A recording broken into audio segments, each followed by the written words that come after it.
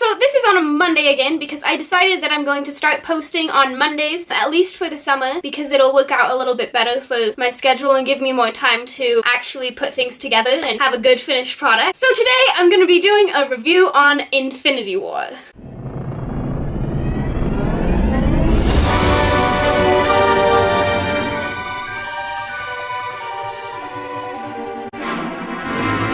I really liked Infinity War. It's taken me about a week to make this video because I feel like I have to see a movie twice before I can really do a review on it and have a really good grasp about everything that happens. And so I just finished watching it for the second time on Saturday night, and I was kind of gonna make this video Saturday night, but I got home and it was late and I had a headache, and so I decided to just wait till Monday. So I decided to start posting on Monday this week because that would work this week anyway, you know. So Infinity War was awesome. I really liked it. There were so many cool scenes in this movie. I think one of my favorites was when Thor, who's finally wielding Stormbreaker, comes to Wakanda and he is just so powerful and is basically saving the rest of the Avengers. I think it's also funny that when he shows up, then Bruce Banner is like, oh, now they're screwed. Just with all of these amazing scenes, all of the people coming into it, you should have seen me. I was like jumping in my seat. My sister was kind of laughing at me. At this point, I'm probably thinking that Infinity War makes top 5 in my favorite MCU movies. I'm not positive exactly where it'll fit, but it's definitely below Spider-Man Homecoming and Black Panther. Those ones are my favorites for sure. One of the ways that I gauge whether I really like a movie is if I want to see it again after I've seen it. One of the reasons why I feel like Spider-Man Homecoming was so good was that, especially the second time after I saw it, I finished the movie and I just wanted to watch it again. I mean, I was intrigued to see what happens next in the next Spider-Man movie, and I'm definitely excited for that, but I just really wanted to rewatch it and see it again, hear all the jokes again, all of this stuff. It was just so good. Infinity War, I wasn't quite as much like that. I was more like that the second time that I saw it. The first time you see it, there's just so much that happens that there's so much to process and think about. After I watched it the first time, I don't know that I was really dying to watch the next one or really dying to watch it again. I just really wanted to process everything. I mean, don't get me wrong, I really wanted to see what happens next, see what happens in the 4th Avengers movie after I first saw it, and probably that was lying above watching it again. But watching it the second time, I really came out of the theater with that similar feeling, not quite as strong as when I watched Spider-Man Homecoming the second time, but the same feeling of wanting to watch it again because there's just so much in it that all the little things are important and you miss like 1 second and you miss something. And so seeing it a couple more times would really help me grasp the full picture. Anyway, I really liked it. If you haven't seen it yet, go and watch it and watch it again. But now I'm gonna get into the part of my review that contains spoilers. So, spoiler warning. First of all, the death that definitely made me the saddest was Loki's. The fact that that whole scene just happens in the first 10 minutes and all of Asgard, including Heimdall, who I'm really sad about dying too, and Loki are dead, and Thor is the only one left. Although at that point, you're kind of wondering if he is too, except for the fact that you saw the trailer and he meets up with the Guardians of the Galaxy. But that just hit me so hard because it's just so sudden and it's so early in the movie that unlike all of the deaths that happen in the end, all the people who just disappear, turn to dust after Thanos snaps, I feel like Loki is probably not coming back. I mean, we have seen him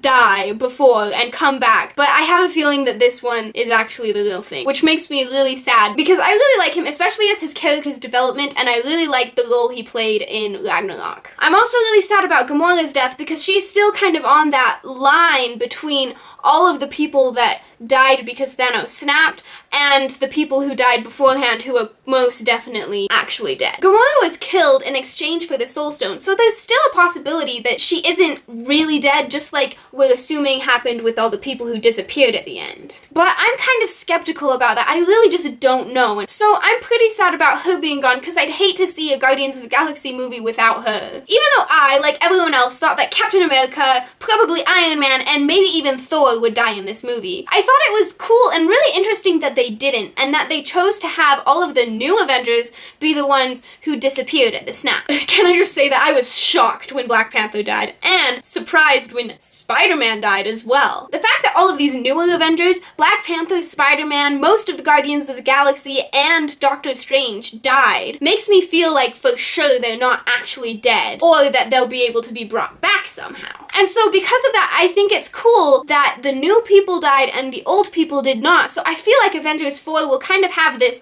feeling of the baton being passed over to the new Avengers from the old ones. And it's likely that some of them, the older Avengers, the original Avengers, will die in the next one. Also, I really liked the post-credit scene. I'm kind of sad that they didn't have a mid-credit scene too, but I really liked the post-credit scene. First of all, there's just the fact that it showed something that seems obvious after watching it and thinking, oh, half of the universe just disappeared. In that there would be a lot of casualties because people randomly disappeared, what with helicopters falling out of the sky and people's cars crashing because suddenly the person driving it wasn't there. But also, I just really love that they teased Captain Marvel. I had this discussion with my friend just before I was seeing the movie. I wonder if they'll have Captain Marvel in it. At most, they'll have her in a post-credit scene, and I was satisfied with what they had in the post-credit scene, with Nick Fury just sending a message to her. I am so excited to see her movie. I'm so excited to see her in Avengers 4. I definitely feel like she's going to play a really important role in this next movie. I don't know exactly how. It may be that she has some connection or some knowledge about where the people are or how to save them from their deaths or disappearances. But I'm just really excited to see her, especially since I've heard that she is like the most powerful Avenger to date. At this point, you know, speculating about the next movie, I think that it's most likely that all of the people who disappeared are in a pocket dimension inside the Soul Stone. I've heard that that has grounds in the comics, although I've not read the comics, so I'm not the exact expert on this. But at this point, I feel like it's the most likely explanation and way that they can save the people who disappeared, because the other one I feel like I've heard about and that I thought would be likely before seeing the movie is that Doctor Strange could manipulate time and reverse it. But obviously now Doctor Strange isn't there, and Thanos most likely still has the Time Stone, and so that wouldn't really work unless they're able to somehow find Thanos, steal the Time Stone, and figure out how to use it. So that's why I think the pocket dimension idea inside the Soul Stone is most likely, and it's even possible that Gamora's there. I mean, if you think about what happened in Infinity War, after Thanos snapped,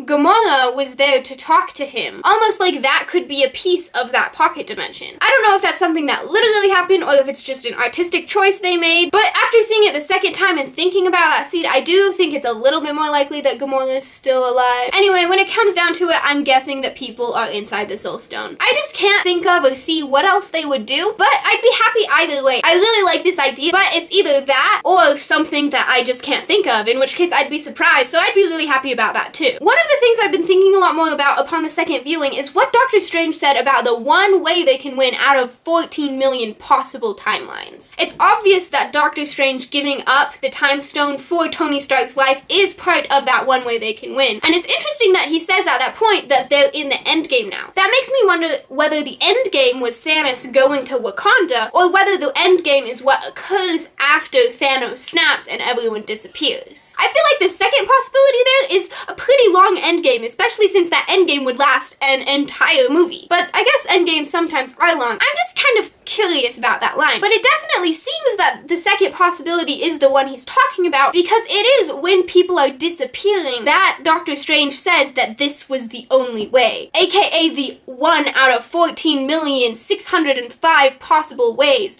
that they would win. In all, I really liked the movie. There was so much in it. There were so many cool scenes, from fight scenes to hilarious interactions with people you never thought would meet, and I thoroughly enjoyed myself the entire time I was watching. Well, thank you for watching this video. I hope you enjoyed it. Make sure you give me a big thumbs up and subscribe on your way out. If you would like to see more of my videos, then you can click up here to see a video on my review of Star Wars The Last Jedi, and you can click down here for my playlist on all of the movies that I have talked about, and you can also click here to subscribe. Thank you for watching, and I will see you next Monday. Bye!